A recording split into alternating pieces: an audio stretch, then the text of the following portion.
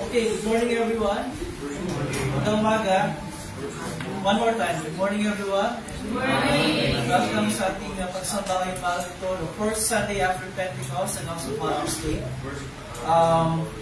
We have communion, so we will be using the full liturgy sa ating niliminal. We'll be singing 3 songs as always. Our opening song is Waymaker, and then our sermon reading is Mercy is More, and then closing is One Way. Okay? So the band is complete today, and they will be leading our worship songs. Sa mga kasama kayo online, please leave a comment sa comment section at the page so I can recognize you later on. Alright? Let's begin. Let's sing our opening hymn, Waymaker, sa printed material. Working in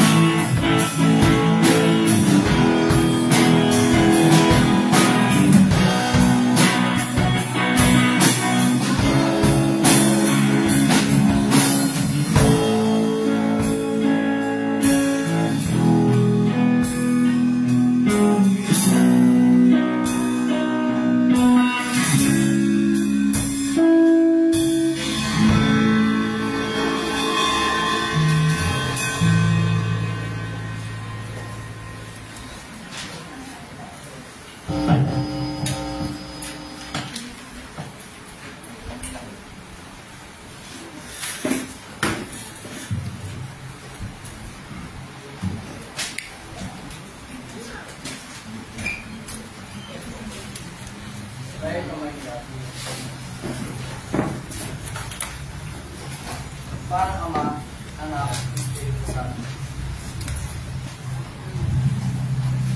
Mga minamahal sa Panginoon, lumapit tayo ng may tapat na puso at magpahayag na ating kasalanan sa Diyos, na ating Ama, pamanig sa kanyang sa nating Panginoon sa Kristo, upang tayo ay paglaban niya ng mapatawaran.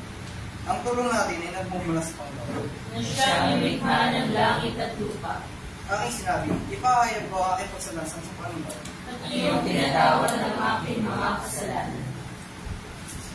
Sabay-sabay. O Diyos, Diyos, ang mga makapagliyan sa lahat, ang mga mahabagi, ako na isang kaawa-awa at makapagkasalanan, ay nagpapahayag sa iyo ng lahat ng aking mga kasalanan at mga kasamaan. Na sa pamamagitan ng mga ito, ikaw ay nagpasangan ko sa isip, sa salita at sa gawa. At ako'y karapat-dapat na makapagsahan mo sa panahon ito at sa kapagsahan walang hanggan.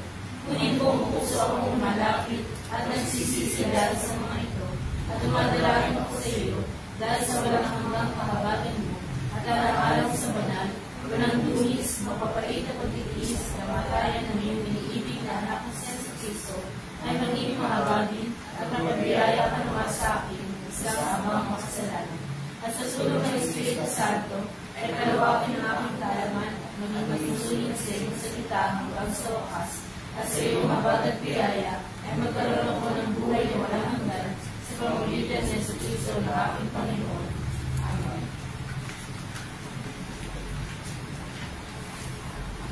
ang Diyos, ang ating Ama sa langit, ay tunay ng mababagin sa atin. Ibigay niya ang kanyang bugtong na sa Kristo upang maging handog sa pagpamatawad ng ating mga kasalanan. Kaya bilang tinawag ng Panginoon sa Kristo at sa pamamagitan ng kanyang utos, pinapatawag ko sa mga natin ng mga kasalanan, para ng Ama at ng Anak at ng Espiritu Santo.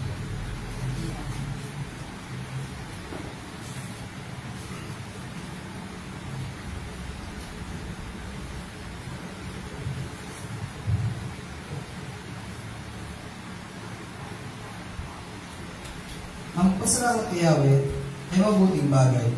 Maud na lagi purihin ng kataas-tasan. Tulad ng palmera, ang tao matuwid, tatatag ng buhay. Sindarang kagaya, kaway sa Lebanon. Lalagong alakay kung ang kulong ng matanin. Sa tahanan ni Yahweh, sa templo ng ating Diyos, bunga nila'y darami. Tuloy ang pagbunga, kahit ang puno ito'y tumanda. Nagkinig matatagang dahon ito'y laging sariwa. Ito'y patotoo na si Yahweh tunay na matuloy. Siya po ang sanggana matatag sa batong walang kaunihan. Ating nawitin ang luhati sa Ama. Luwalhati sa Ama at sa Anak at sa Espiritu, kung paano noong una, ngayon mapagkailanman, walang hanggan. Amen. Panginoon, mapagkasabi, Kristo, mapagkasabi, Panginoon, mapagkasabi. Pagpuli sa Diyos sa kaitasan, At sa lupa'y kapayapaan sa mga taong pinalulugan niya.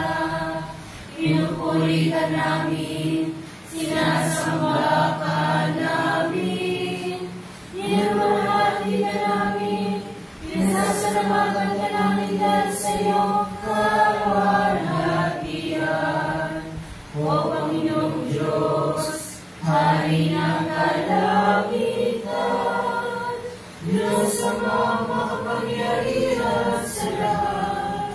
O Panginoong Diyos, bugtong na ng Jesu Cristo. O Panginoong Diyos, Korderong Diyos, Anak ng Ama, nag-alis ng kasalanan ng sanlibutan, mabangkal sa amin. Ikaw na nag-alis ng kasalanan ng sanlibutan, tanggapin mo ang aming dalangin.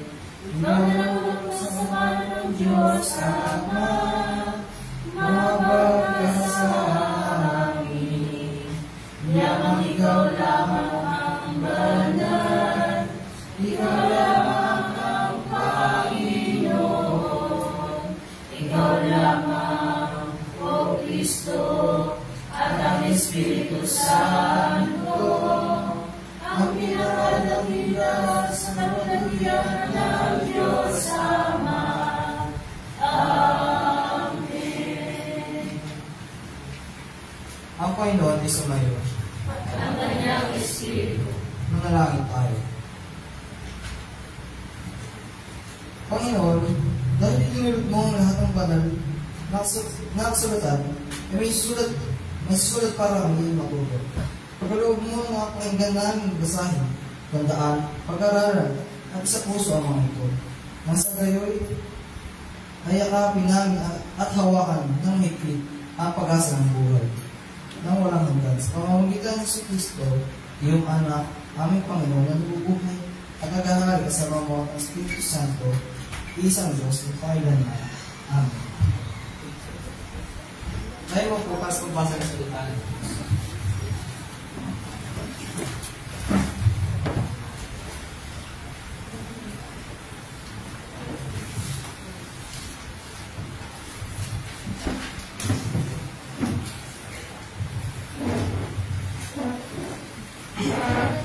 Ang unang pagbasa para sa libuto ay buhat sa Aklat ng Ezekiel, chapter 17, verse 22 to 24.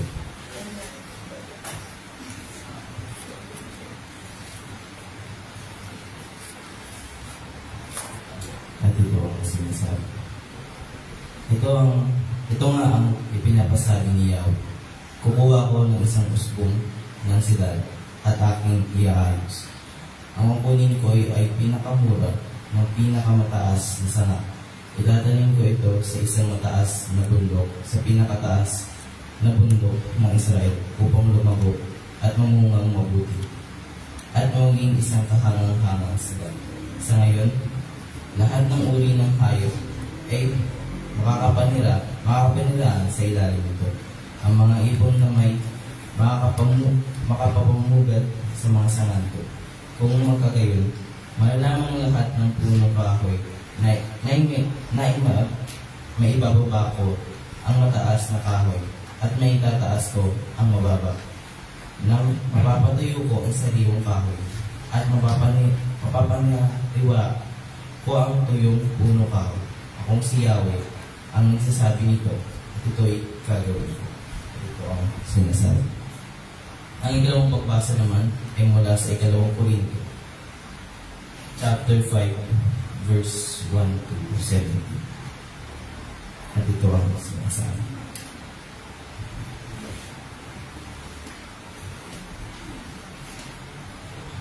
Alam namin kapag nasira na ang toldang tinatahanan natin ngayon, ang ating katawang lupa, kami may tahanan sa langit na hindi kailan masisira. Isang tahanang ginawa ng Diyos at hindi ng tao.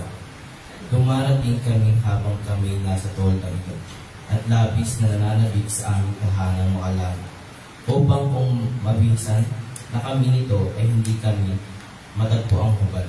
Habang nakatira pa kami sa toldang ito, kami naghihinagpis at dumaraing, hindi dahil nais na namin iwaksi ang katawang panlupa, kundi dahil nais na namin mabihisan ng katawang panlangit.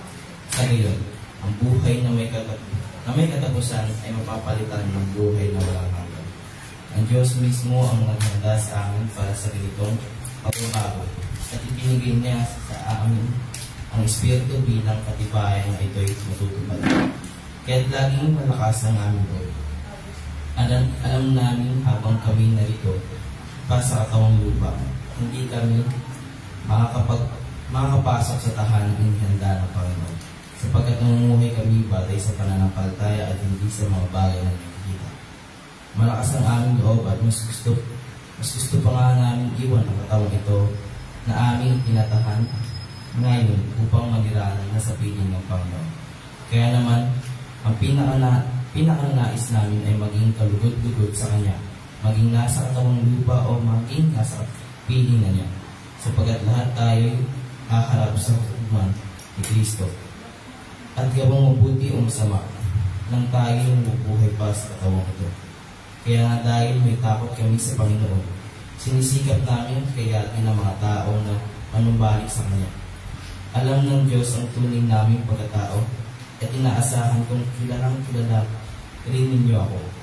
Hindi dahil sa nais namin ipagmalaking muli sa inyo ang aming sarili, kundi nais namin bigyan kayo ng dahilan upang kami ay pagmalaki ninyo. Ang sa gayon ay masagot ninyo ang mga taong walang ipinagmamalaki kundi ang mga bagay na panabas at hindi ang tunay na pagkatao. Kundi kami parang nasisiraan ng isip, iyon ang alang-alang sa Diyos. At kung matino naman kami, iyan ay para sa kapakanan ninyo. Ang pag-ibig ni Kristo ay naghahari sa amin sapagkat natitiyak namin may isang namatay para sa lahat. Kung kaya't ang lahat ay maiibilang ng patay, namatay siya para sa lahat upang ang mga nabubuhay ngayon ay huwag nang mabuhay para sa sarili, kundi para kay Kristo na namatay at naging nabuhay para sa kanila. Kaya ngayon, ang pagtingin namin sa bawat tao ay hindi nabatay sa sukatan ng tao. Noong unay, ganoon ang aming pagkakakilala kay Kristo, ngunit ngayon, hindi na. Kaya kung nakipag-isa na kayo kay Kristo, ang isang tao, isa na siyang bagong dala. Wala na ang dati niyang pagkatao sa halip ito'y napalitan na bago.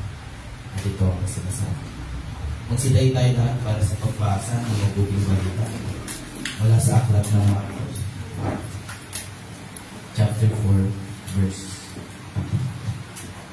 26 to 34. At ito ang sinasabi.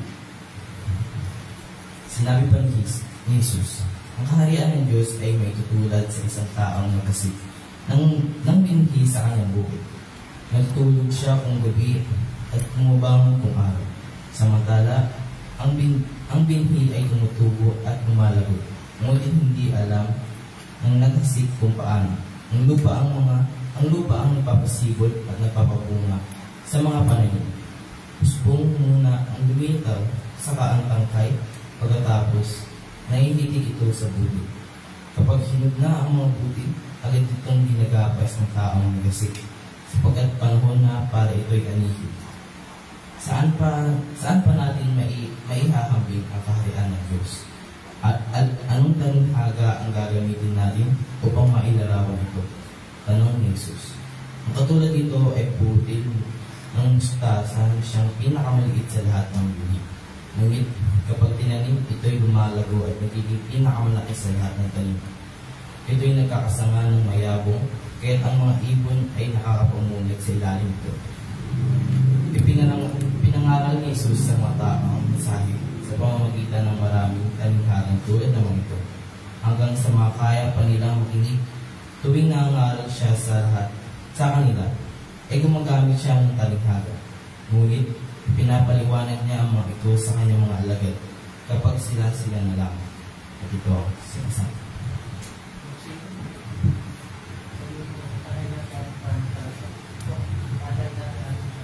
Ipakain natin ang ating pananampalataya. Page 15. Sabay-sabay tayo.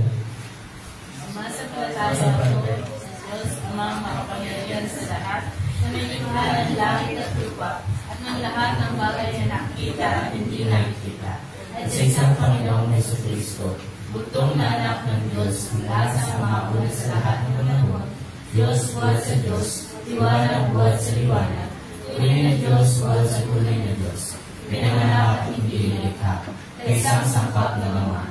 Sa pamamagitan niya ay nilikha ang lahat ng bagay, na dahil sa ating mga tao sa ating kaligtasan, ay bumaba mula sa langit.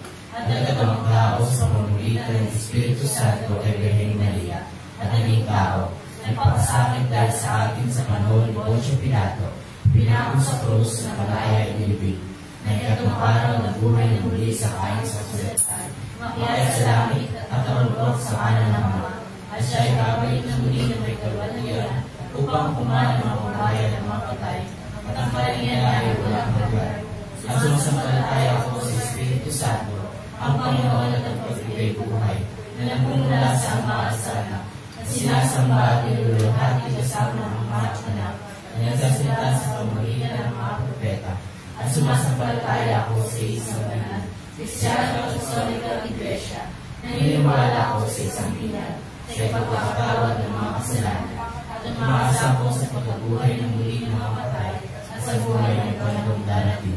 Amen.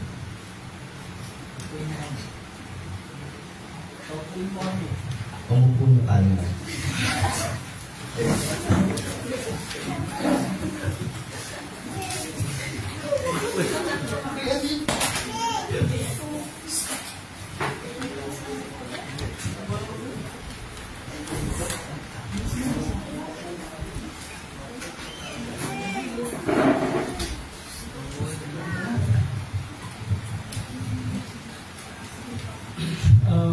We will sing our sermon hymn number 14, the ating worship booklet. His mercy is more, hymn number 14.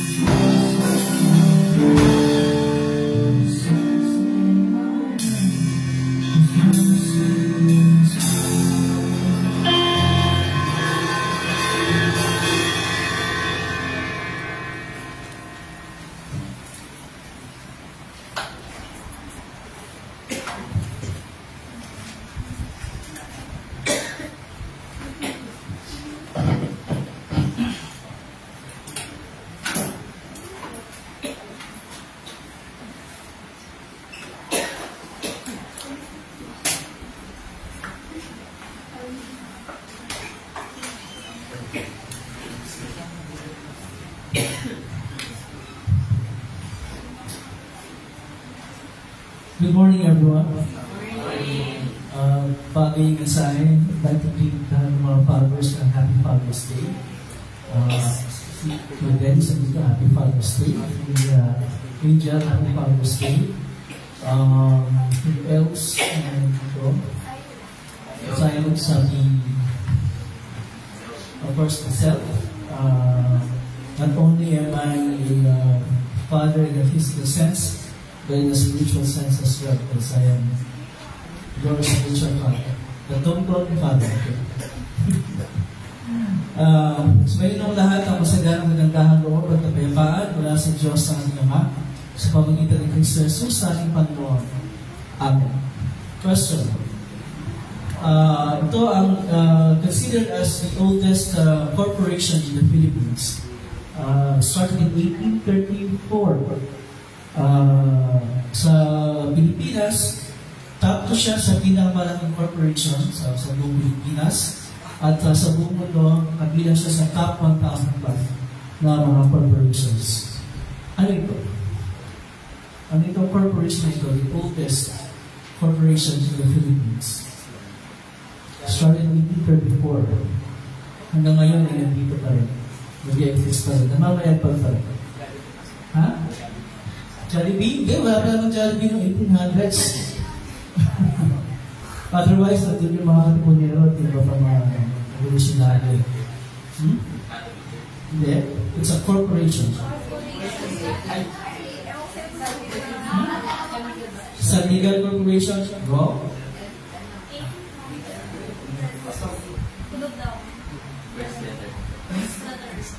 First letter, ayaw. Really? Oldest corporation in the Philippines. Top 1,000 plus in the world. See it? I'll share it. Dito na. Ito yung Ayala Corporation. Okay, so ito yung pinakamatanda. Hindi sa legal corporation, ha? Ayala Corporation. It was started in 1834 at magpahanggang ngayon, nag-exist pa rin siya. At, well, ano ang sikreto sa matagumpay na pag-exist ng Ayala Corporation at iba pa mga successful corporations sa Philippines at sa kahit mundo? Siyempre, bawat isang matagumpay na corporation may kanya-kanya mga formula for success. At for sure, hindi mawawala dyan sa formula na yan yung highest level ng sipag at syaga. Highest level ng talino at karunungan. Highest level ng diskarte ng mga namamahala at ng lahat ng mga tinggol sa pagpapatakbo ng korporasyon. So, madaling sabi, ang tagumpay na na-enjoy nila ay bunga ng kanilang pagpapagod at pagpagsisikap. Hindi yun automatic na pag-start nila, successful na agad sila, wala lang po sila hindi. It was a product ng kanilang pagpapagod at pagpagsisikap. According to the latest data, there are about 2.5 billion people in the world, or about 31% ng buong populasyon ng buong mundo. Ang buong populasyon ng mundo ngayon about 7.9 billion. So, 2.5 billion out of the 7.9 billion they consider themselves as Christians. They identify as Christians. At least sa pangalan, at least sa yung mga nagtatanong, o pag tinanong sila, nag-fill out yung mga forms o anong religion mo, they will say they are Christians. But of course, in reality, mas maliit dyan yung bilang ng mga totoong Kristiyano. Yung mga tinatawag natin Kristiyano sa puso, Kristiyano sa gawa, ang bilang Kristiyano sa salita. Kasi madali naman ma-identify as Christians di ba? Pwede mo sabihin Christian ako because I was born in a Christian family. I was baptized sa Pentecostal and yan. Wala akong pinuntahan bang non-Christian churches, and therefore I would identify myself as a Christian. So madali yun. Pero, the fact is, regardless kung meron bang mga tinatawag na Kristiyano lang sa salita at hindi Kristiyano sa gawa, it can never be denied na bawat araw may mga taong nadadagdag sa kaharian ng Diyos. Okay? Bawat araw, may mga taong mula sa kadiliman ng kasalanan, sila ay naaakay sa liwanag ng katotohanan. Mula sa pagkaligaw, sila ay naaakay sa landas ng pagiging tama. Mula sa hindi pagiging ligtas, sila ay naaakay sa landas ng kaligtasan. So, hindi may tatanggi na bawat araw ang kaharian ng Diyos dito sa lupa ay lumalago in terms of people being brought to faith. At hindi may tatanggi na malawak ang impluwensya ng pananampalatayang Kristiyano sa pagbubog ng mga lipunang matuwid at nagpapahalaga sa dignity at sa buhay ng tao. Malaki ang kontribusyon. Kasi if you imagine yung walang pananampalatayang Kristiyano, siguro yung ating society mas masama pa kaysa meron tayo ngayon. Pero dahil sa mga Kristiyano, nagkakaroon tayo ng mga lipunan na nakaka-impluwensya sa mga tao para maging matuwid at may pagpahalaga sa dignity at sa buhay ng tao. And also sa pagpapaunlad ng tinatawag na civilization, ng kultura at ng sibilisasyon. So, sa konteksto ito, like what I said earlier, God's kingdom on earth continues to grow. Patuloy na lumalago, patuloy na lumalawak. Pero unlike yung mga tinatawag natin mga corporations, yung mga makalupa ng mga corporations and organizations, ang paglago, ang paglawak ng kaharian ng Diyos sa lupa ay hindi pwedeng i-consider na bunga ng pagpapagod at pagsisikap ng sinuman. Like it was not the result ng pagod at sikap ng sinuman. Dahil malinaw na itinuturo sa atin ang salita ng Diyos, gaya sa dalawang talinghaga na binasa sa Ebanghelyo kanina, na ang paglago at ang paglawak ng kaharian ng Diyos dito sa lupa ay nangyayari, na-achieve sa hindi nakikita, sa mahiwaga, at sa kamanghamanghang paraan. Ano yun? Ano yung hindi nakikita, mahiwaga, at kamanghamanghang paraan na yun? Well, let's take a look doon sa dalawang talinghaga na binasa kanina. Una doon sa verses 26 to 29. Ang sabi doon, sinabi pa ni Jesus, ang kaharian ng Diyos ay may tutulad sa isang taong naghasik ng binhi sa kanyang bukid. Natutulog siya kung gabi at bumabango ng araw. Samantala, ang binhi ay tumutubo at lumalago, pero hindi alam na naghasik kung paano. Ang lupa ang nagpapasipol at nagpapabunga sa mga pananim. Usbog muna ang bibitaw, saka ang tangkay. Pagkatapos, naihitik ito sa butil.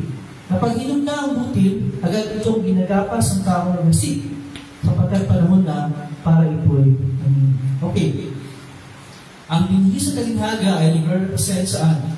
Sa salita ng Diyos. Lagi naman yan di ba? Sa Biblia, every time na binabanggit o ginagamit yung binhi sa talinghaga, it will always represent ang salita ng Diyos. Ngayon, yung tao naghasik ng binhi, nagtanim ng binhi, nag-represent siya sa mga nangangaral at nagtuturo ng salita ng Diyos. Kasi inihasik, di ba, in the way of manner of speaking, ang binhi ng salita ng Diyos. Ngayon, ang pagtubo, ang paglago, at ang pamumunga ng binhi ng salita ng Diyos ay kumakatawa naman sa pag-usbog ng pananampalataya sa puso ng mga taong nahasigan ng binhi ng salita ng Diyos. Ibig sabihin, yung nakarinig ng pangangaral ay nagiging mananampalataya. Doon pwedeng sabihin na yung binhi ng salita ng Diyos ay tumubo at tumago. Kapag yung nakapakinig ng salita ng Diyos ay naging mananampalataya. Naging mananampalataya kay Jesus bilang kanyang Panginoon at tagapagligtas. Ngayon, ang tanong, masasabi ba na yung tagapangaral, yung tagapagturo tulad ko, pwede ba namin sabihin na kung ang nahasigan ng binhi ng salita ng Diyos naging mananampalataya, pwede bang sabihin mo ngayon ang aming pagbisigap? Pwede bang sabihin na dahil sa aming husay sa pagsalita, sa galing sa pagpapaliwanag, sa mga pamamaraan at mga gigit sa pangangaral at pagtuturo, o kaya sa personality noong nangangaral, are those factors sa pagkakaroon ng resulta? Are those factors para yung isang tao nakapakinig ng salita ng Diyos ay maging mananampalataya? The answer is, of course, no. Isang malaking hindi. Kaya ang sabi doon sa Ebanghelyo, ang binhi ay tumutubo at lumalago, pero hindi alam naghasik kung paano. Kasi hinasik lang niya eh. Kung paano tumubo, kung paano lumago, kung paano namunga, hindi niya alam yun. Kasi pagkahasik niya, babalik siya sa gawain niya, magpupulong siya, gigising sa umaga. Hindi, makikita na lang niya pumupulong yung kanyang itinanim. Malinaw din sinabi sa Pablo tungkol dyan kung sa 1 Corinthians chapter 3 verse 7. Sabi niya, hindi yan nagtatanim mo ng bibilig ang mahalaga, kundi ang Diyos, sapagkat siya ang nagpapatubo at nagpapalago. Sino siya doon? Yung nangangaral? Hindi. Ang Diyos. Ang Diyos ang nagpapalago, ang nagpapatubo at nagpapalago. Paano niya ginagawa yun? Paano ginagawa ng Diyos na patubuhin at palaguin ang binhi ng salita ng Diyos na ipinangaral sa mga tao? Nasaan ang kapangyarihan? Nasa salita ng Diyos mismo.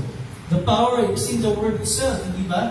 Yang sabi ni St. Paul, Romans chapter 1 verse 16, hindi mo kinakahiya ang mabuting balita tungkol kay Kristo dahil ito ang kapangyarihan ng Diyos sa ililigtas ng lahat ng sumasampalataya. Nasa ang kapangyarihan? Nasa salita ng Diyos mismo, specifically sa mabuting balita. Sa Ebanghelyo, when we say mabuting balita, ang ating tinutukoy ay yung mensahe tungkol sa ginawa ng ating Panginoong Kristo para sa atin, yung kanyang life, death, and resurrection. That's the gospel. Okay? Pinasabi ng St. Paul. Si Pedro, sinabi niya yan sa kanyang first epistle, chapter 1, 23 and 25, mga verses. Sabi niya doon, ipinanganak na kayong muli, at ang kapanganakan ito ay sa pamamagitan ng buhay at walang hanggang salita ng Diyos. Ang salita ito ay ang mabuting balita ang ipinangaral sa iyo. The same thing, ang kapangyarihan ay hindi doon sa pagpapangaral, ang kapangyarihan ay salita ng Diyos mismo. Kaya malinaw na the only thing that is needed, ang tanging kailangan para ang isang tao ay maging mananampalataya ay ang salita ng Diyos lamang. Particularly, ang Ebanghelyo. Okay? So, walang kinalaman ang nangangaral sa paglago at pagtubo ng binhi ng salita ng Diyos. Ang Diyos ay magpapatubo at ang kapangyarihan ay nandoon mismo sa salita ng Diyos. The same way, tayong mga mananampalataya na, how can we remain in this faith hanggang sa katapusan? Paano tayo mananatiling nananampalataya? Paano tayo lalago at bubunga bilang mga mananampalataya? Nasaan ang kapangyarihan? Para yan ay isang katiparan sa ating mga puso, sa ating puso, sa ating buhay. Nasaan? Sa salita ng Diyos pa rin mismo. That's why kahit na tayo mga mananampalataya na, regardless of kahit gano'ng katagal na tayo mananampalataya, 20 years, 30 years, 50 years, tulad ni Teacher 60 years, 70 years, it doesn't matter. Okay? Kailangan pa rin tayo makinig ng salita ng Diyos always. Kasi nandun ang kapangyarihan to preserve us in the faith at para tayo ay palaguin at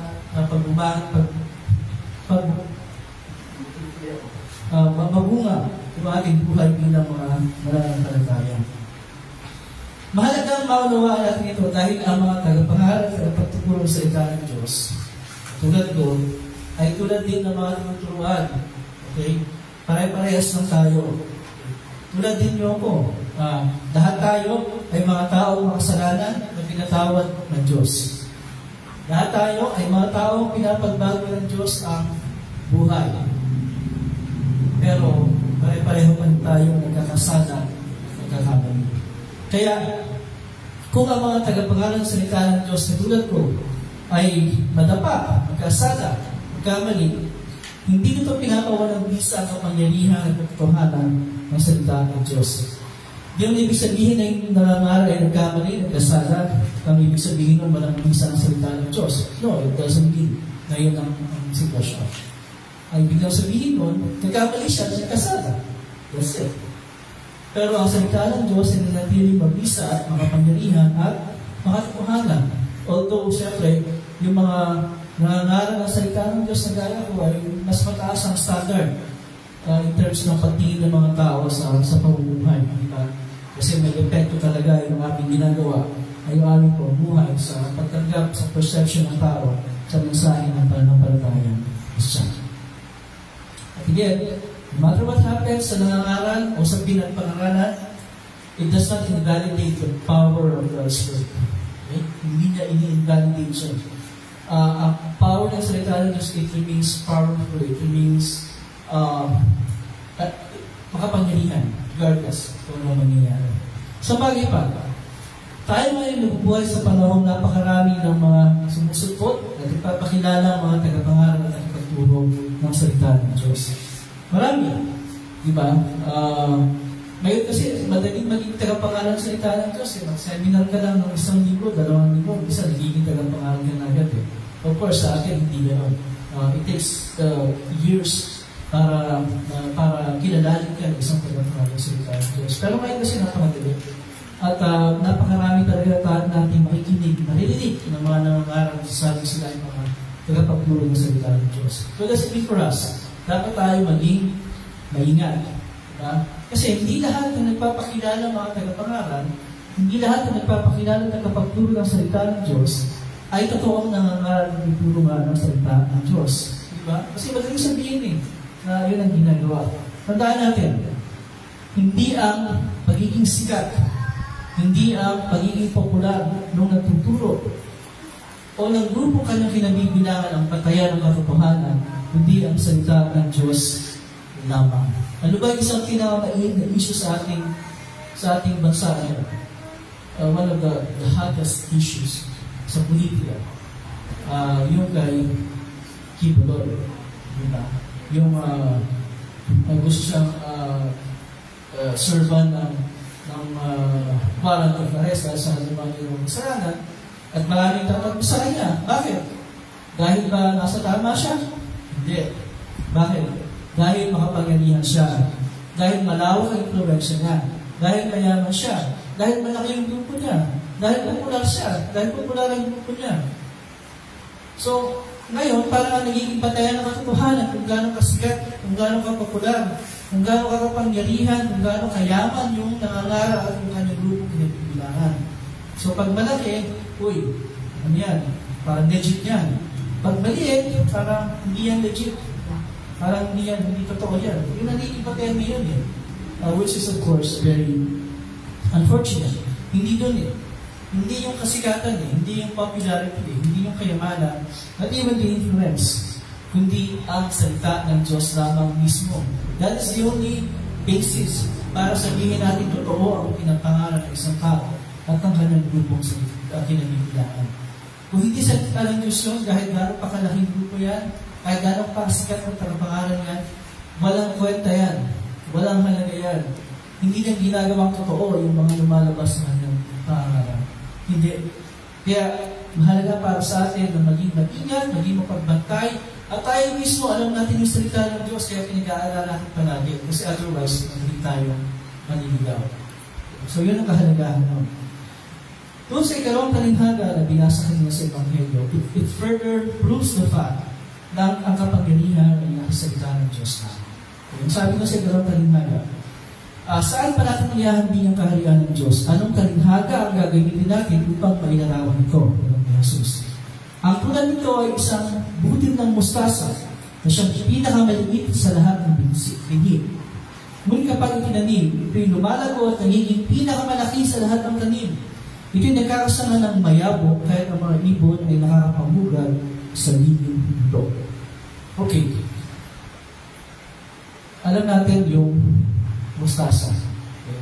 Pero hindi yung mustasa na tutukoy dito. Yung mustasa sa ating gulay yun. Di ba? Yung mustasa na tutukoy dito sa Ebanghelyo, yung pinakamaliit na binhi. Maliit lang yun Pero nagiging pinakamalaki, pinakamayapong ang kanyang mga sanga at yung kanyang mga dahon. Kasi wala sa maliit, pero pinakamayapong ang kanyang naging sanga. Bakit ginamit ang comparison yun? Kasi para ipakita sa atin na ang Ebanghelyo, ang mensahe tungkol sa pagkamatay ni Jesus sa krus at sa kanyang pagkabuhay para sa ating kaligtasan. Sa mata ng sanlibutan, ang mensahe nito ay hamak, walang halaga. Sabi nga sa Pablo, kahangalan para sa mga taong napamahamak. Bakit kahangalan? Kahangalan. Bakit kahangalan? Kasi unang-una, iniisip ng mga tao, paano nangyari na yung nagpakilala ng Diyos ay namatay? Hindi dapat hindi siya namatay kung siya tuloy ng Diyos. Diba? Yung mga tao meron pa bilang. Bakit? Naligtas ka lang dahil sa kanyang kamatayan. Yun ang kaligtasan mo, wala kang bahagi. Sa maraming tao, walang sa isa yung mensahe yun. Sa maraming tao, yung mensahe yun, it doesn't make any sense. Kasi sa maraming tao, kailangan may bahagi tayo sa ating kaligtasan. Of course, hindi yung sinasabi sa atin ng Biblia. Napakahalaga na kilalanin natin na kailangan natin ng isang tagapagligtas. Na ang tagapagligtas na yun si Jesus. Di ba sabi ni Jesus minsan, hindi na kailangan na magagamot ng walang sakit, kundi ang sakit. Naparito ako upang tawagin ang mga makasalanan at hindi ang mga pag-ibig. Ngayon, kung hindi natin kilalanin na tayo ay may sakit, anong sakit natin? Kasalanan. If we will not recognize na tayo ay may kasalanan, syempre, we will not recognize na kailangan natin ng gamot. At sino yung gamot na yun sa ating kasalanan? Si Jesus, ang kanyang pagkamatay at ang kanyang muling pagkabuhay. If we will not recognize, acknowledge na tayo ay makasalanan, we will not recognize and acknowledge na kailangan natin yung kapatawaran na pinagkakalap sa atin ni Jesus. Kailangan natin yung kanyang kalinisan para maging malinis tayo sa harap ng Diyos. We will never recognize those things kung hindi natin kinikilala na tayo ay mga makasalanan. And we will never acknowledge na kailangan natin ng tagapagligtas kung hindi natin kinikilala na tayo ay walang magagawa para sa ating kaligtasan. Kaya sinasabi ko sa Pablo, yung mensahe ng kaligtasan niya sa pamamagitan ng kamatayan at pagbubuhay ni Jesus ay walang kwenta sa mga tao na mapahama. Pero para sa ating mga ligtas, ang mensahe ito ang pinaka-importanteng mensahe sa lahat ng mga mensahe. Again, mahalagang ito ay maisip natin palagi dahil yung pinapangaral ng mundo na mensahe is contrary to it. Halimbawa, sinasabi ng mundo, hindi ka likas sa makasalanan. Hindi ka likas sa masama. Ikaw ay likas na mabuti. Yan ang sabi ng mundo, hindi ang sabi ng Biblia. Ikaw ay likas na mabuti. Hanapin mo ang likas na kabutihan ito na nasa iyong pagkatao. Ito ang gamitin mong gabay sa iyong buhay. Yan ang mensahe ng mundo. Sinasabi, hindi totoong tayo makasalanan. Mabuti tayo. Hanapin mo lang. Hanapin mo sa puso mo yung kabutihan na yan. At yan ang gamitin mong gabay. Ang problema, ang sinasabi sa atin ng Biblia, ganito. Walang matuwid, wala kahit isa. Ang lahat ay lumihis ng landas at nagparsama. Walang gumagawa ng mabuti, wala kahit isa. Again, pag sinabing wala kahit isa, ano yung sabihin nun? Wala. Diba? Sumunod ko ba siya? Wala. Diba? Wala nga eh. Wala kahit isa. Ito wala. O, yun ang problema. Yung sabi ng Biblia, kontra ko sinasabi ng mundo. Ito pa. Sinasabi ng mundo, hindi kasalanan na sundin mo ang nasa puso mo. Yan sabi ng mundo. Kung sa puso mo, babae ka, kahit ikaw ay biologically na lalaki, di ba ito babae ka ang gusto mo? Kung sa puso mo, ikaw ay lalaki, kahit na biologically ay babae ka, di ikaw ay magpakalalaki ka. Kung sa puso mo, babae ang gusto mo kahit babae ka, at lalaki ang gusto mo kahit lalaki ka, go ahead. Gawin mo ang magpapaligaya sa iyo. Diba? Yan ang sabi ng mundo. Hindi kasalanan ng ibig. Yan ang sabi ng mundo. Hindi kasalanan ng lumigaya. Yan ang sabi ng mundo. Tama? Diba? Yan sinasabi. Love conquers all. Yan ang Bisaya ngayon. Love is all that matters. Pero sinasabi ng salita ng Diyos ay ganito. Sino ang nakakaunawa sa puso ng tao? Ito ay mandaraya at walang katulad. Wala nang muna sa kanyang kabulukan. Jeremiah chapter 17, verse 9. Diba very contrary sa sinasabi ng mundo? Ang sabi ng mundo ganito, may kanya-kanya tayong paniniwala. Hindi lamang ang Biblia ang batayan ng katotohanan. Sabi ng mundo. Pero sabi ng Biblia, ang lahat ng kasulatan ay kinasihan ng Diyos at kapag-ipakilamang sa pagtuturo ng katotohanan, sa pagsaway sa kamalian, sa pagtutuwid sa itong gawain, at sa pagsasanay para sa matuwid na pamumuhay. Sabi ng mundo, hindi lamang si Jesus ang daan kung sa kaligtasan. Marami pang ibang daan. Ang bawat isang relihiyon sa mundo, bagamat iba-iba, iisa lamang ang tinatahak na destinasyon. Langit. Yan ang sabi ng mundo, kahit anong relihiyon mo, ang punta mo, langit pa rin. Sabi ng mundo. Pero ang sabi ng Biblia, ang sabi ni Jesus mismo, ako ang daan, ang katotohanan at ang buhay. Walang makakapunta sa Ama, hindi sa pamamagitan ko. Nakita natin, marami pang sinasabi ng mundo na taliwas, kontra na sinasabi ng salita ng Diyos. Ngayon, pwede nga na yung sinasabi ng mundo ay kaakit-akit sa paningin ng tao, music sa kanilang mga pandinig, magaan sa pakiramdam, naghahatid ng kasiyahan, although pasamantala lang yung kasiyahan na yun. Pero ang pananaw ng mundo ay hindi makakapag-akay sa tao sa pananampalataya kay Jesus. Hindi ito makakapaghatid ng tunay na pagbabago sa puso ng mga tao. At lalong hindi ito makakapagbigay ng buhay na walang hanggan. Sa halip, ang pwede lang ibigay ng karunungan ng mundo ay kapahamakan. Buhay, hindi buhay na walang hanggan, hindi kamatayan na walang hanggan. Ito sa lugar na naglalamang para kay Satanas at sa kanyang mga ampon. Diba? Kaya sabi ng Biblia, Kawikaan chapter 14 verse 12, may daang matuwid sa tingin ng tao, pero kamatayan ang dulo nito. Ay hindi po sabihin ng tao kami ang tamang daan, kami ang matuwid na daan, ang tama na ngayon. Kasi nasabi ng Biblia, sa paningin nyo, pero ang dulo kamatayan. Kaya sabi pa rin sa atin ng salita ng Diyos, pumasok kayo sa makipot na pintuan, dahil maluwag ang pintuan at malapad ang daan patungo sa kapahamakan. At ito ang dinaraanan ng marami. Kasi nga, ano ba mas madali? Gumawa ng masama at ng mali o gumawa ng tama at ng mabuti? Mas madali gumawa ng masama at ng mali, di ba? Mas madali yun eh. Walang hirap yun eh. Pero ang sabi ng Biblia sa atin, makipot ang pintuan at makitid ang daan patungo sa buhay at kakaunti ang nakakatagpo. O doon pa lang, magbibigay sa atin ito ng clue na hindi yan paramihan, hindi yan palakihan ng church, di ba? Kasi ang sabi ko, konti lang yung nakakatagpo ng daan patungo sa buhay. Kasi pag marami, baka hindi yun yun. Kasi konti lang to eh.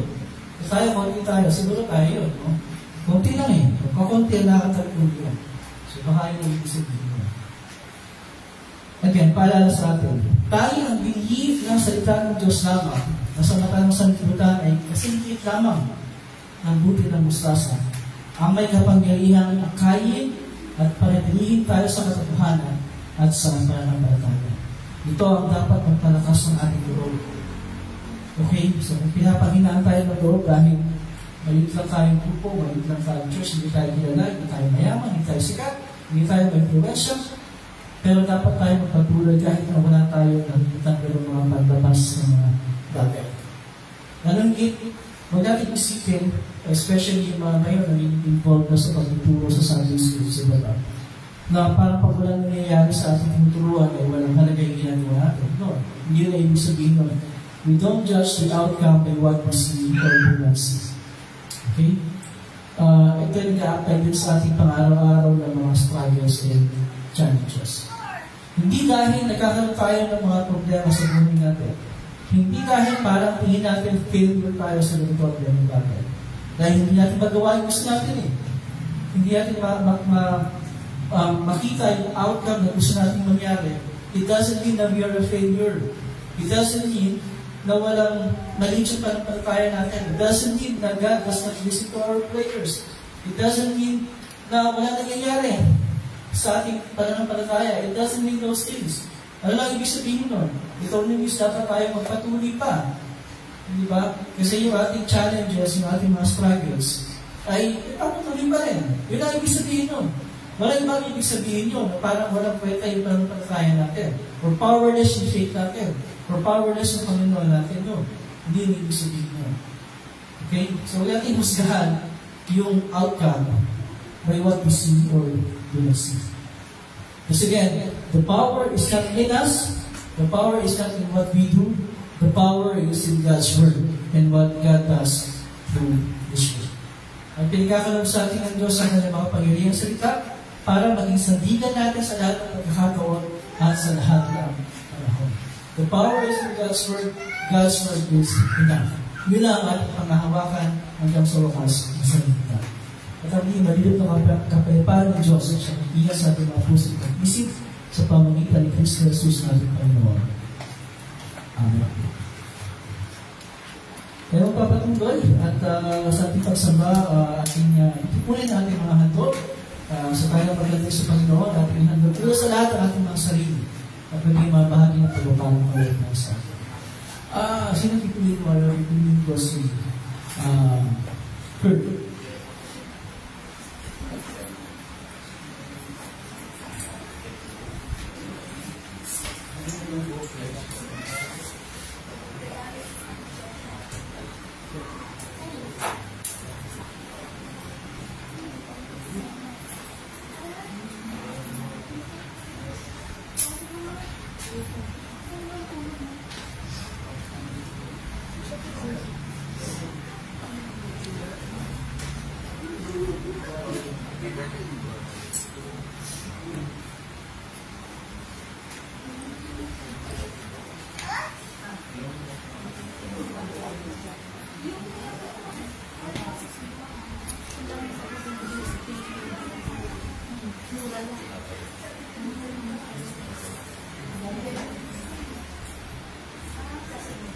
So, we'll continue with our prayers and my prayer request.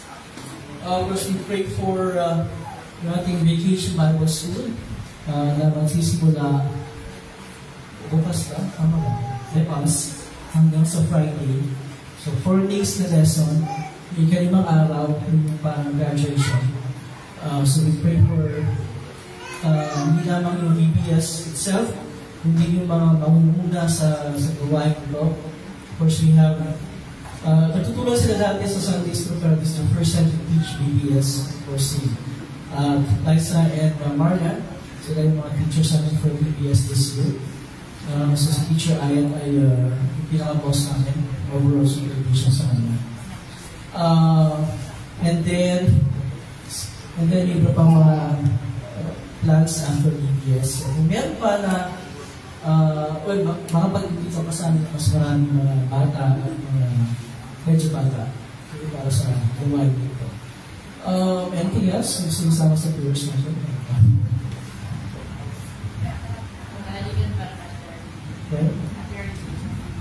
Arlene ha? Arlene, di Lorna. Kaya ate Arlene, sa pagayin siya sa kanyang sakit. So kaya wala siya dito for 2 consecutive Sundays dahil meron siyang sakit. Okay? Anything else? Some prayers natin. Wala akong nakita mag-birthday from today until Saturday. Tama ba? Wala ako. See? Kaya ano? Masakit ang katawan niya. Dahil kailangan mo malaman ng dahilan. Pagod daw. Dahil sa pagod, ako siya pagod. Ano ang pinagkapagulan na?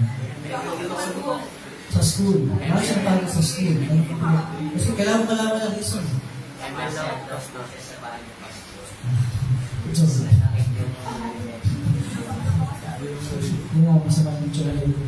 Okay, so prayers para sa lahat. Siyempre, bigyan tayo ng para sa kalusugan. And also prayers for all the fathers.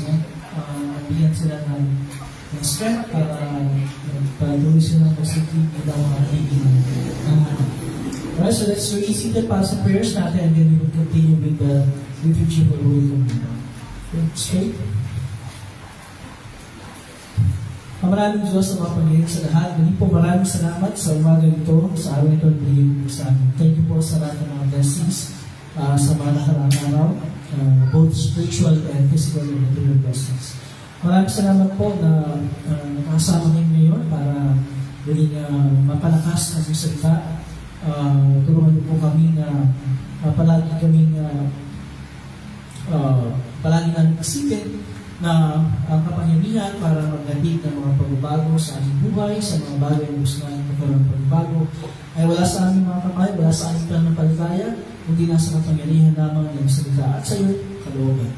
At tulungan niyo po kami na palagi mabuhay sa katotohanan po. Patawarin niyo po kami sa lahat ng mga kasalanan at mga pagkakamali na patuloy po namin ginagawa. We pray, Lord, para sa tagumpay ng BBS na pong sisimulan bukas hanggang sa Friday. We pray, Lord, na marami kami makikita mga bata at kabataan para sa gawain ito. Malaging mga bagong mga matuturuan. We pray po sa mga maumuna sa gawain ito, sa mga matuturo, kay Eliza at kay Mariam, sa iba pang mga magiging bahagi sa activity nito. Bigyan niyo po kami lahat ng kalakasan para magawa namin ito ng maayos sa kalooban. We also pray na patuloy po kami bigyan ng maayos ang lusugan, patuloy po kami sa aming mga matikaramdaman, at naway niyo po kami sa masubiling pang mga karamdaman. At sa iyo po, patuloy po namin magamit ang aming kalakasan sa pagiging gusto at sa aming kapwa.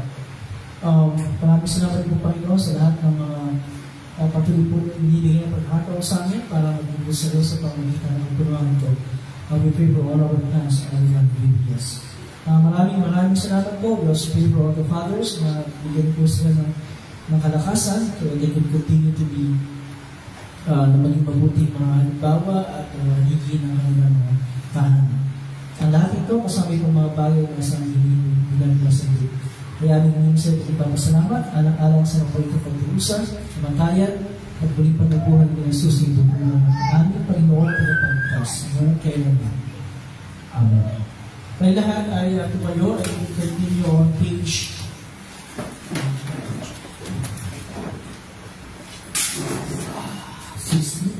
16 ng ating hinihilan para sa paganda sa banal na komunyon. Page 16. Ang Panginoon ay sumayo at ang kanyang espiritu. Magalaka ang inyong mga puso. Magalakayan sa Panginoon. Magpasalamat tayo sa ating Panginoong Diyos. Na narapat at tutuloy na gawin niya. O Panginoon, amang banal, makapangyarihan, walang hanggang Diyos, tunay nga marapat, matuwid at kapuri-puri, na kami ay dapat magpasalamat sa iyo sa lahat ng panahon, sa lahat ng dapot, nakasama ang iyong butong na anak at ang Espiritu Santo ay isang Diyos, isang Panginoon, at sa pagpapahayag ng isang tunay na Diyos ay may sumasama sa isang Diyos ng tatlong persona.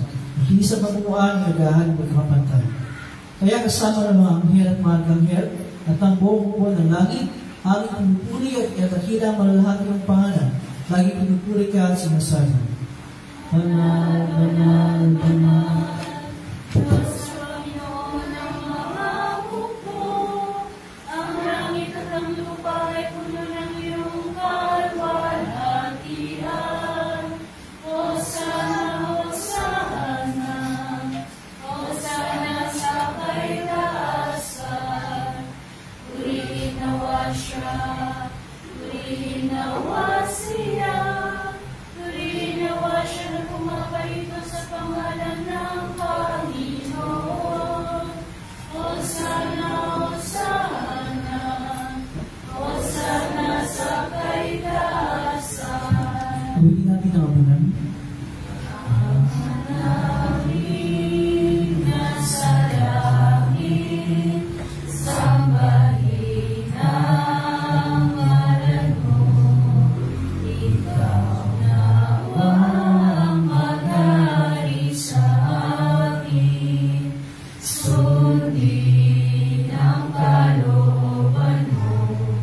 Diyos sa lupa, tulad ng sa langit. Bigyan kami ng pagkain, kailangan sa araw-araw. At patawarin mo kami sa mga kasalanan namin, tulad din ng aming pagpapatawad sa mga nagkakasala sa amin. At huwag mo kami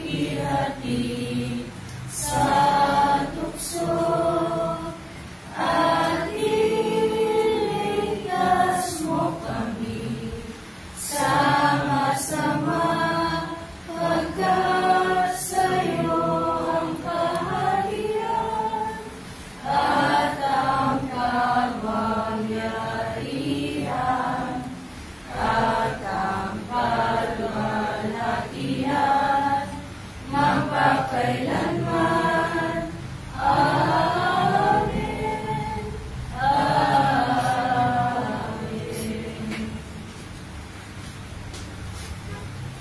Ang ating Panginoong Kristo ang binisyo pagkaluluwa ay bumumpot ng tinapay. Tapos, nagpasalamat sa Diyos, kanyang pinagpirado sa bigay sa mga nagbayad sa isa. Muli ito at kanin, ito ang aking katawan, ibinibigay para sa inyo. Gawin ito bilang pag-alala sa akin.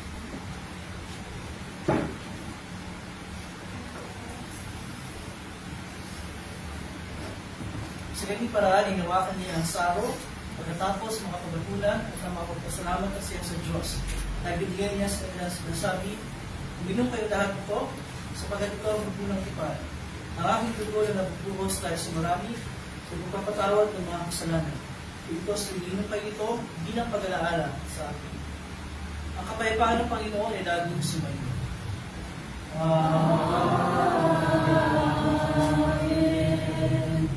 O Kristo, ikaw ang Kordero ng Diyos, na naalis ng kasalanan ng sanlibutan. Mamat ka sa amin. O Kristo, ikaw ang Kordero ng Diyos, na naalis ng kasalanan ng sanlibutan. Mahabag ka sa amin. O Kristo, ikaw ang Kordero ng Diyos, na nagalis ng kasalanan ng sanlibutan. Ipagkaloob mo sa amin ang iyong kapayapaan. Amen. Sundatin mo po at tinatawagan ng lahat ng mga community members para pagbulo sa hapag ng Panginoon. At ating sama-sama kagabi ang kulay na katawan ng ating Panginoong Jesus, kaya itong tinapay at alak para sa iyong pagkapunawad ng mga kasalanan.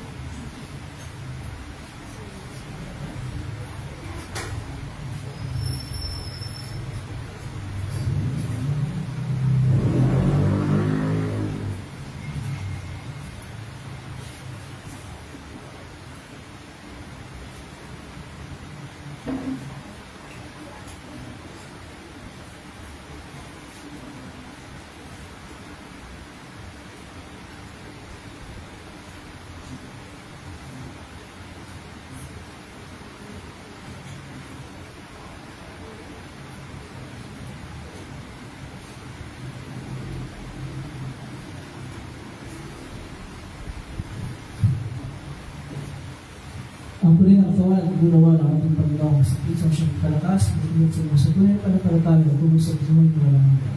Limahan kayo may kapayapaan at kailangan ang sa mga puso. Amen.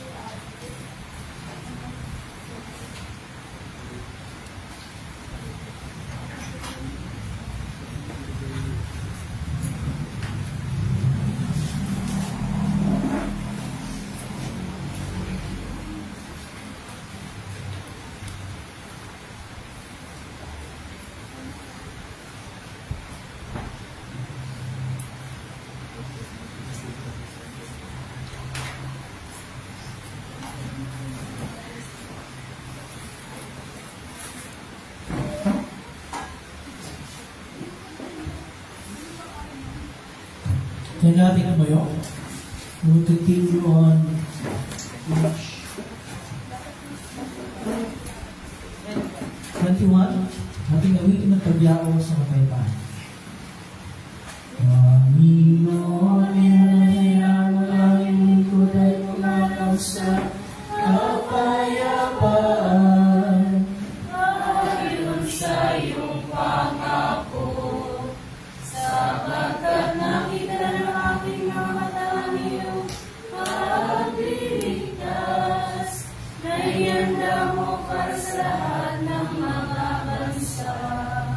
Diwala itong tatanglaw sa mga hengkit, at magbibigay karangalan sa iyong bayang Israel. Luwal at isama at sa anak at sa Espiritu, kung paano noon na ngayon mapagkailanman, walang hanggan. Amen. O pasalamatan ng Panginoong Diyos sa pagkatsya ng mabuti. At ang kanyang pag-ibig ay pangwalang hanggan at mananatili. Pinasasalamatan ka namin, Diyos ang mapangyarihan sa lahat, sapagkat piniginhawa mo kami sa pamagitan ng sakramento nito. Inihatanangin namin na sa pamagitan ng kaloob nito ay palaksin mo ang aming panampalataya sa iyo at paningasin mo ang aming pag-ibig sa isa't isa. Alang-alang kaya sa Kristo ang aming Panginoon, ang nabubuhay paghahalin kasama mo at ng Espiritu Santo, isang Diyos magpakailanman. Amen. Ang Panginoon ay sumayo. Pulihin natin ang Panginoon. Pasalamat tayo sa Diyos. Sa ipinong pagpapala ng Panginoon. Pagpalain ginawa ng Panginoon at ingatan. Paliwanag ginawa ng Panginoon ang kanyang mukha sa iyo at mahabag sa iyo. Iniyan gawa ng Panginoon ang kanyang mukha sa iyo. Magbigyan ka ng kapayapaan. Amen. Amen. Amen. Please be seated. We will sing our closing hymn of 120.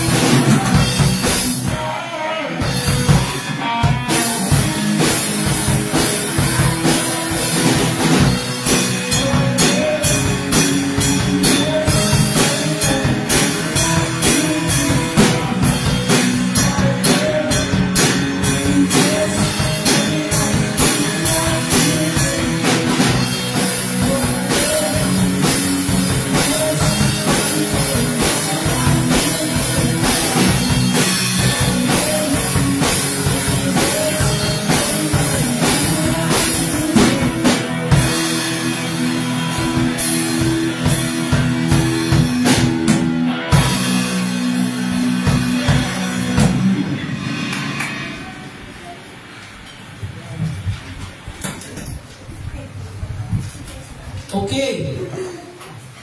Good morning, everyone. Morning. One more, louder. Good morning, everyone. Good morning! Good morning. Welcome sa ating naging pagsamba ngayong bago. Welcome lahat ng mga kasama natin dito in person. And also yung mga kasama natin online. Sino yung mga kasama natin? Si Miss Josephine. Si Ate Jo. At yun, at yun pa, meron mga iba pa dyan na tatago. Welcome sa inyo lahat. And we're happy that you're able to join us guys sa pamamagitan ng ating Facebook live stream. Happy Father's Day sa lahat ng mga fathers. Nandito at yung mga wala rito, Happy Father's Day sa inyo lahat.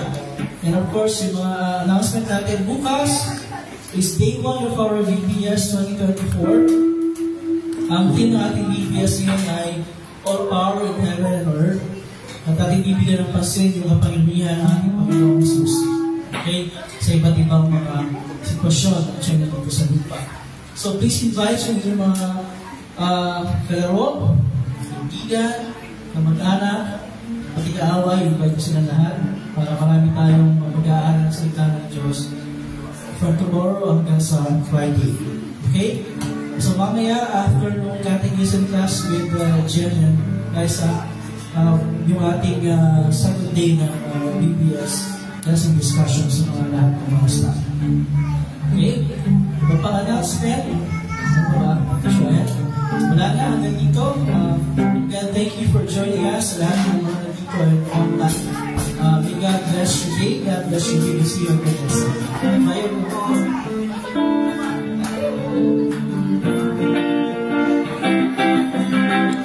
everyone.